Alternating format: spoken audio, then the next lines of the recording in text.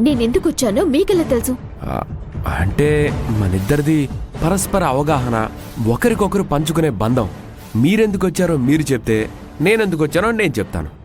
మీరెందుకొచ్చారో చెప్పకపోతే నన్ను ఫాలో అయ్యే వచ్చారని నేను అనుకోవాల్సి ఉంటుంది. మీరు అనుకునేది అనుకుంటూనే ఉంటారండి. నేను చెప్పేది మాత్రమే వినట్లేదు. వినాల్సిన అవసరం నాకు లేదు. వినకుండా అవతలి వ్యక్తి తప్పు చేశాడని ఎలా నిర్ణయం తీసుకుంటారండి? కళ్ళ ముందు సాక్ష్యం కనపడుతుంటే చెప్తే వినాల్సిన అవసరం లేదు. పని లేదని తేలిగ్గా చెప్పేసి మీ పని మీరు చేసుకుంటుంటే బాధతో, మనసుకైన గాయంతో నేనే పని ప్రశాంతంగా చేసుకోలేకపోతున్నాను.